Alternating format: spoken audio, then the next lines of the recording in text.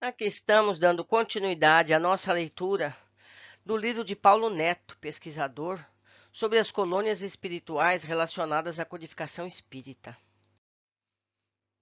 Item 2. O mundo invisível. A iniciativa de estudar o tema surgiu quando estávamos lendo a obra Devassando o Invisível, de Ivone do Amaral Pereira, que nasceu em 1900 e morreu em 1984, em que a autora, no capítulo 1, Nada de Novo, apresenta vários argumentos para defender a realidade das colônias espirituais, contrapondo-se ao que se deduz ao teor do texto, aos que, na sua época, a introdução foi datada de dezembro de 1962, não as aceitavam como realidade. Não é, portanto, uma obra mediúnica. Reflete apenas a opinião pessoal da médium, calcada nas suas experiências, provindas do exercício de sua mediunidade, notadamente a de emancipação consciente de sua alma. Ou seja, comentamos nós aqui, Ivone era capacitada, ela tinha competência para fazer desdobramentos durante a alma, as viagens astrais. Então, ela viu pessoalmente essas colônias. Então, ela narrava, não é? Vamos continuando. O que achamos fantástico é a menção que Ivone faz de personalidades renovadas terem comungado com essa ideia. Entre elas, a de um modo especial cita nada menos do que Leon Denis, de 1846 e falecido em 1927, que sabemos ter sido o continuador de Kardec após o seu desencarne. Ivone do Amaral Pereira tece várias considerações quanto à possibilidade de existirem colônias no mundo espiritual. Dentre estas, destacamos: desde o advento da doutrina espírita, os nobres habitantes do mundo espiritual, que se têm comunicado com os homens através de grande variedade de médios, afirmam ser a Terra um pálido reflexo do espaço. O Livro dos Médiuns, de Allan Kardec, no capítulo 8º, que diz do Laboratório do Mundo Invisível, é fecundo em explicações que oferecem base para estudos e conclusões muito profundas quanto à vertiginosa intensidade do plano invisível, a possibilidade de realizações ali, por assim dizer, materiais, que as entidades desencarnadas sempre afirmaram e que nos últimos tempos vem confirmando com insistência e pormenores dignos de atenção. E no precioso compêndio, a Gênese, também de Allan Kardec, lemos o seguinte, no capítulo 14, sob o título Ação dos Espíritos sobre os Fluidos, Criações Fluídicas, Fotografias do Pensamento. Diz lá: os fluidos espirituais, que constituem um dos estados do fluido cósmico universal, são, a bem dizer, a atmosfera dos seres espirituais, o elemento de onde eles tiram os materiais sobre que operam, o meio onde ocorrem os fenômenos especiais, perceptíveis à visão e à audição do espírito, mas que escapam aos sentidos carnais, impressionáveis somente à matéria tangível, o meio onde se forma a luz peculiar ao mundo espiritual, diferente pela causa e pelo efeito da luz ordinária, finalmente o veículo do pensamento, como o ar o é do som. Os espíritos atuam sobre os fluidos espirituais, não manipulando-os como os homens manipulam os gases, mas empregando o pensamento e a vontade. O grifo é nosso. Para os espíritos, o pensamento e a vontade são o que é a mão para o homem. Pelo pensamento, eles imprimem aqueles fluidos tais ou qual direção os aglomeram, combinam ou dispersam, organizam com eles conjuntos que apresentam uma aparência, uma forma, uma coloração determinada. Mudam-lhe as propriedades, como um químico muda os gases ou outros corpos, combinando-os segundo certas leis. É a grande oficina ou laboratório da vida espiritual. Isso está nos parágrafos 13 e 14.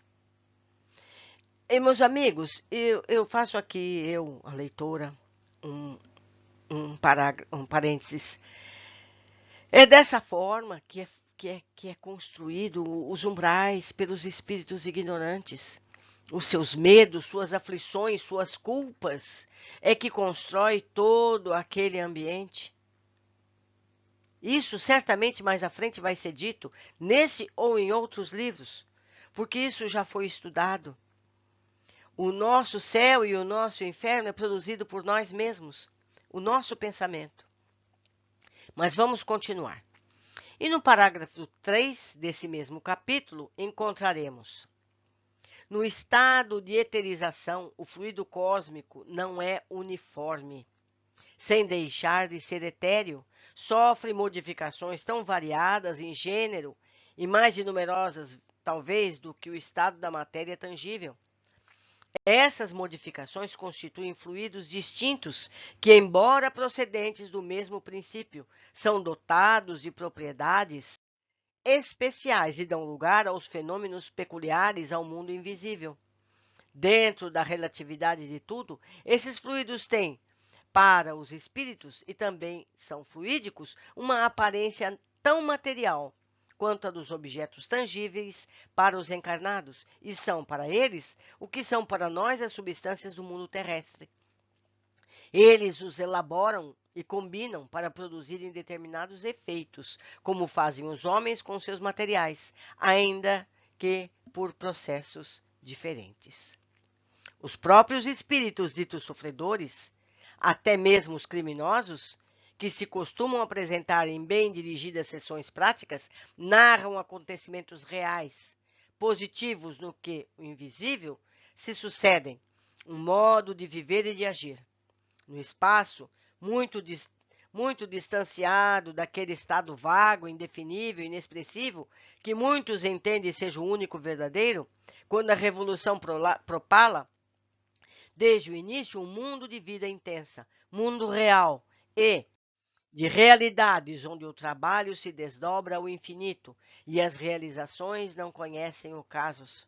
Nas entrelinhas de grandes conceituadas obras doutrinárias, existem claras alusões às sociedades, ou, entre aspas, colônias, organizadas no além-túmulo, onde avultam cidades, casas, palácios, jardins, etc, etc, etc.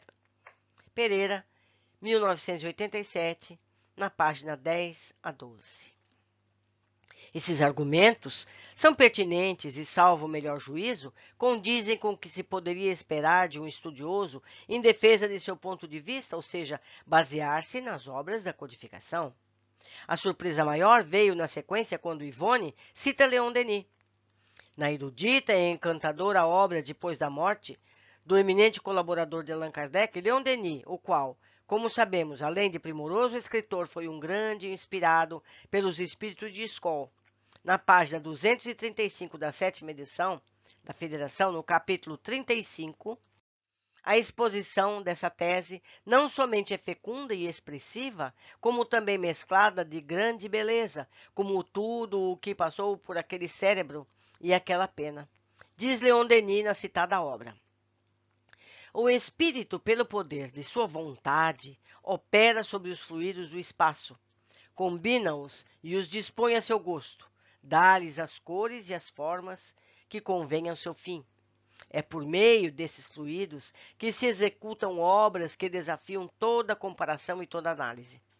Construções aéreas de cores brilhantes, desembórios resplandecentes, circos imensos onde se reúnem os conselhos dos delegados do universo, templos de vastas proporções, donde se elevam acordes de uma harmonia divina, quadros variados, luminosos, reproduções de vidas humanas, vidas de fé e de sacrifício, apostolados dolorosos, dramas ao infinito.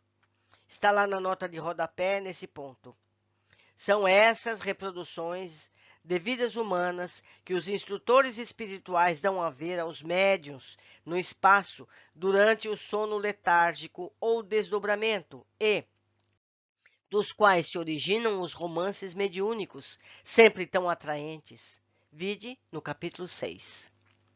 Como descrever magnificências que os próprios espíritos se declaram impotentes para exprimir no vocabulário humano?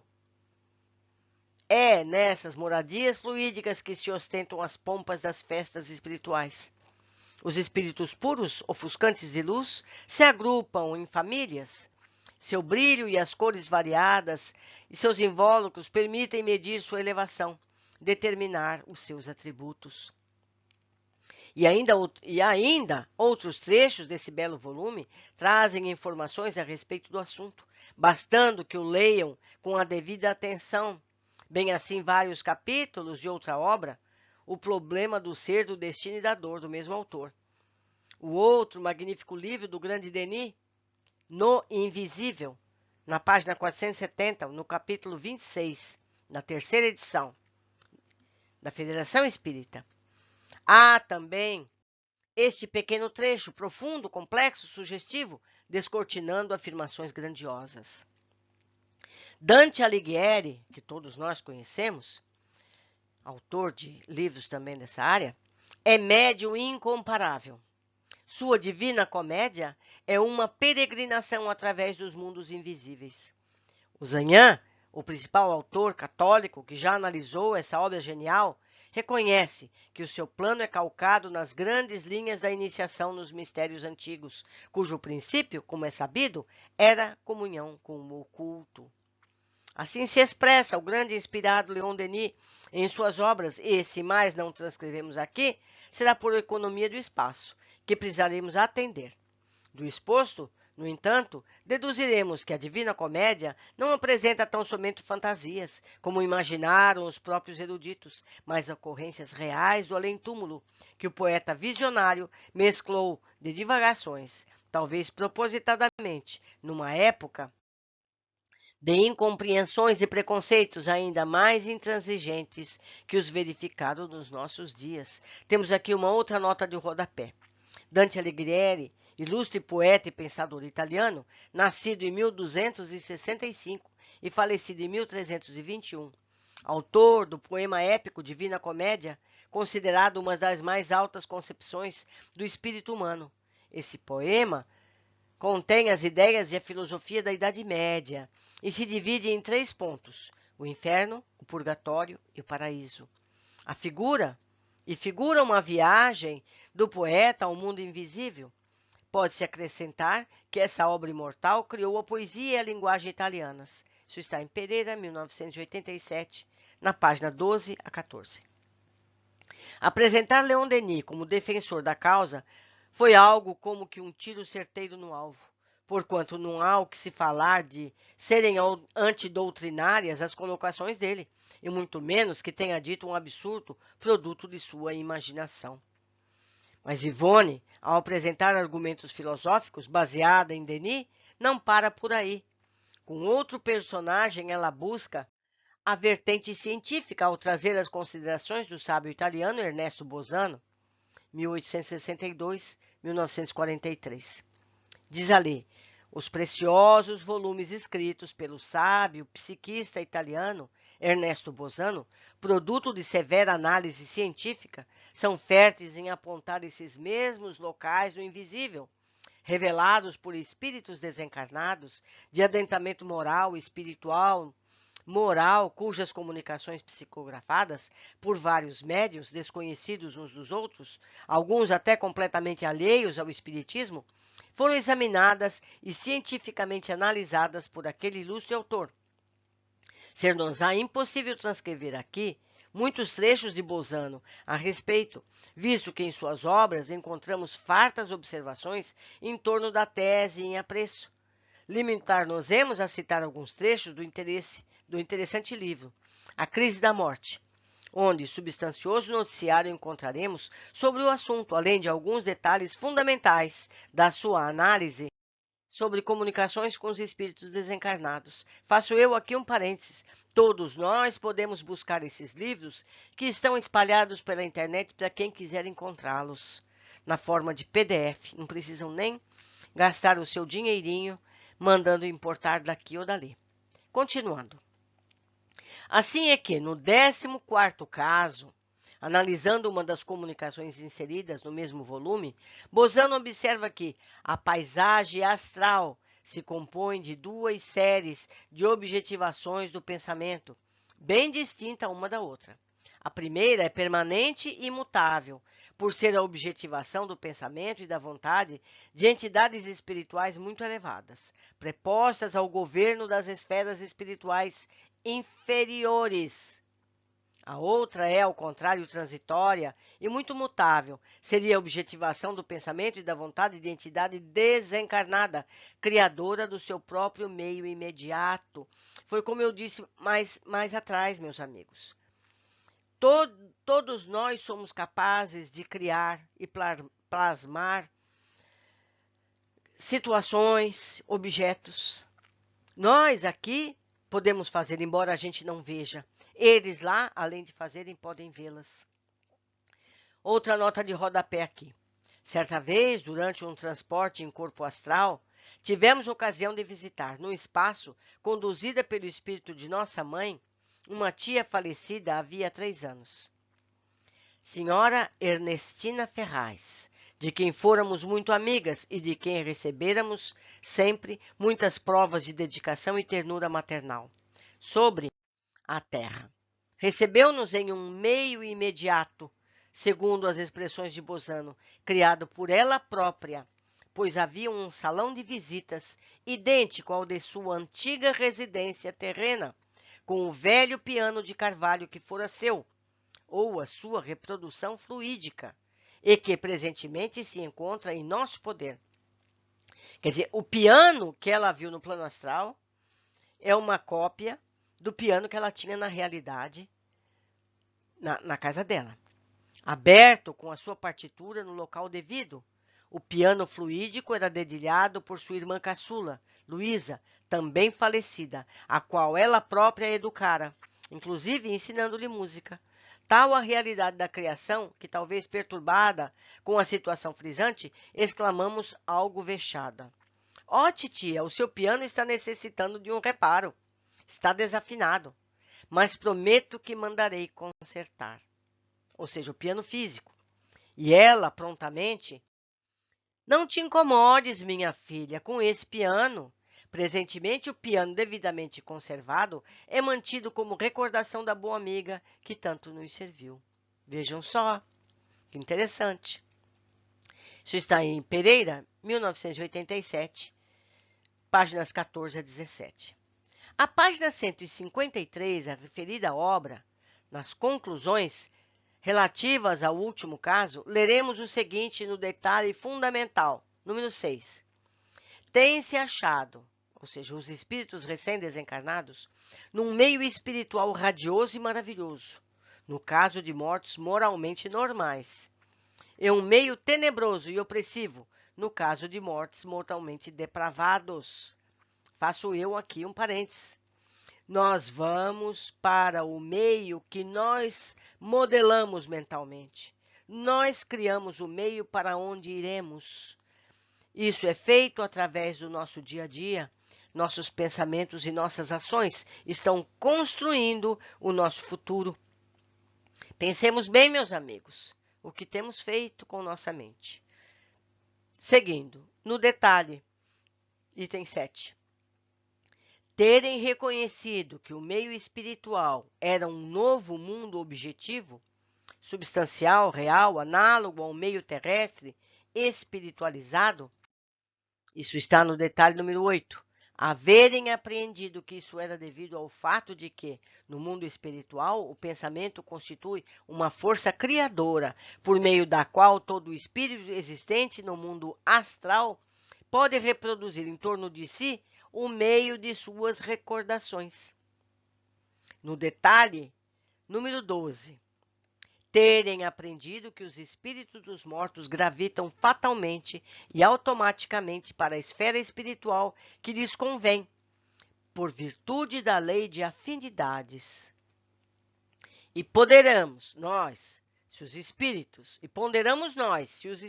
dos mortos fatalmente e automaticamente gravitam para a esfera espiritual que lhes convém, e que tais esferas existiam mesmo antes de eles para lá gravitarem, criada certamente por outros espíritos com os quais passarão a colaborar na medida das próprias forças. Com efeito, no detalhe número 4 do mesmo caso, Bosano analisa. Vocês podem todos pegarem esse livro de Bosano e lerem pessoalmente todos esses itens. Continuando, acham-se de acordo, as almas dos mortos, em afirmar que, embora os espíritos tenham a faculdade de criar mais ou menos bem pela força do pensamento, o que lhes seja necessário, todavia, quando se trata de obras complexas e importantes, a tarefa é confiada a grupos de espíritos que nisso se especializaram. Dentre as comunicações analisadas por Bosano, ressaltaremos as concebidas pelo espírito do inesquecível artista cinematográfico Rodolfo Valentino, que faleceu em agosto de 1926, à sua esposa Natasha Rambova. Nas sessões realizadas em Nice, na França, e consideradas cientificamente muito importantes, nas quais são citados pormenores desse mundo espiritual, e que muito edificam os estudiosos. Não nos furtaremos ao prazer de oferecer ao leitor um substancioso trecho das mesmas comunicações. Assim se expressa o espírito do cérebro astro, Rodolfo Valentino, através da psicografia do médium norte-americano George Benjamin Werner, dirigindo-se à sua esposa. Aqui, tudo o que existe parece constituído em virtude das diferentes modalidades pelas quais se manifesta a força do pensamento. Afirmam-me que a substância sobre que se exerce a força do pensamento é, na realidade, mais sólida e mais durável do que as pedras e os metais do meio terrestre. Muitas dificuldades encontrais, naturalmente, para conceber semelhante coisa, que, parece, não se concilia com a ideia que se pode formar das modalidades em que deverá manifestar-se a força do pensamento. Eu, por minha parte, imaginava tratar-se de criações formadas de uma matéria vaporosa. Elas, porém, são, ao contrário, mais sólidas e revestidas de cores mais vivas do que são os objetos sólidos e coloridos do meio terrestre. As habitações são construídas por espíritos que se especializaram em modelar, pela força do pensamento, essa matéria espiritual. Eles as constroem sobre tais como as desejam os espíritos, pois que tomam as subconsciências desses últimos os gabaritos mentais de seus desejos. Ou seja, você imagina a casa que você quer, você transmite esse pensamento ao construtor que fabrica a casa. Não é muito interessante? Mas vale lembrar que é preciso merecimento, não é, meus amigos? Seguindo, bom, o apoio de Bosano é importante, porquanto foi um dos cientistas que, lá nos primórdios da codificação, estudou as manifestações dos espíritos. Pensa que a Ivone parou? Nada, pois ainda apresenta um novo personagem. Trata-se do reverendo George Valley Owen, que nasceu em 1869 e faleceu em 1931. Ele era um religioso e médium inglês. O livro, ainda mais antigo do que as obras de Bosano, A Vida Além do Véu, obtido também mediunicamente pelo pastor protestante, reverendo Valley Owen, ou seja, essa pessoa, esse médium, era um sacerdote protestante e era médium, não é? Porque hoje em dia há preconceitos? Não deveria existir. Seguindo, ele tornou-se célebre no assunto, pois que o espírito da genitora do próprio médium narra ao filho, em comunicações periódicas, as mesmas construções fluídicas do mundo espiritual, isto é, jardins, estradas pitorescas, habitações, cidades, etc. Semelhante médium é certamente insuspeito, visto que, como protestante, seriam bem outras as ideias que alimentaria quanto à vida espiritual. Tais comunicações, em sua maioria, datam do ano de 1913. Convém deliciarmos ainda com nossas almas com alguns pequenos trechos de tão interessante livro. Diz lá: pode-se agora fazer-me o favor de descrever sua casa, paisagens, etc? Pergunta o reverendo ao espírito de sua mãe. E ela responde: é a terra aperfeiçoada. Certo o que chamais quarta dimensão, até certo ponto existe aqui, mas não podemos descrevê-la claramente. Nós temos montes, rios, belas flores, muitas casas. Tudo foi preparado pelos que nos precederam. Trabalhamos atualmente, por nossa vez, construindo e regulando tudo para que, ainda durante algum tempo, tem que continuar a sua luta na terra. Quando eles vierem, encontrarão tudo pronto e preparado para recebê-los. O tecido e a cor do nosso vestuário tomam a sua qualidade do estado espiritual e do caráter de quem o usa. O nosso ambiente é parte de nós mesmos, e a luz é um importante componente do nosso ambiente. Entretanto, é de poderosa aplicação debaixo de certas condições, como poderemos ver naqueles salões. Não temiam de ser demolidas as edificações para aproveitar-se depois o material em nova construção. Seria ele aproveitado no prédio em pé. O tempo não tem ação de espécie alguma sobre as nossas edificações, ou seja, as casas lá não se apodrecem, não estragam. Você reforma a casa com ela mesmo em pé. Elas não se desfazem nem se arruinam. Sua durabilidade depende apenas da vontade dos donos. E quando eles quiserem, o edifício ficará em pé, podendo ser alterado ou modificado consoante os seus desejos. Porque essas esferas são espirituais e não materiais. E o livro todo assim prossegue, em revelações belas e simples, lógicas e edificantes, o que confirma o noticiário de muitos médiuns que também chegam a verificar tais realidades do mundo invisível durante os seus desdobramentos em espírito. Isso está em Ivone do Amaral Pereira, livro de 1987, nas páginas 17 e 18. Seguindo, portanto, com esses três autores citados, a médium Ivone do Amaral Pereira conseguiu nos convencer da realidade das colônias espirituais, ou construções diversas do mundo espiritual. Sim, ela, com as provas apresentadas, venceu o nosso achismo. A nosso ver, o que ela apresenta vem judiciosamente corroborar muitas coisas relacionadas ao tema citadas nas obras inspiradas pelo espírito de André Luiz, que ultimamente têm sido questionadas por vários companheiros que talvez não tenham atentado pelo que Leon Denis, Ernesto Bozano, Jorge Vale Owen apresentam em suas respectivas obras, conforme exposto nos apontamentos de Ivone. Depois de apresentar alguns trechos da obra de Ivone, iremos ver se na codificação poderemos encontrar, entre aspas, espaço para defender essa ideia. Meus amigos, por que refutam tantas pessoas todo esse conteúdo? Por que será? Esperam elas um céu como o céu do passado, com nuvenzinhas onde as pessoas ficam tocando harpa? Isso seria muito chato, não é verdade?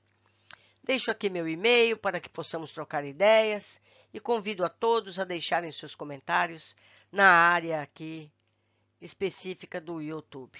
Um grande abraço e até breve.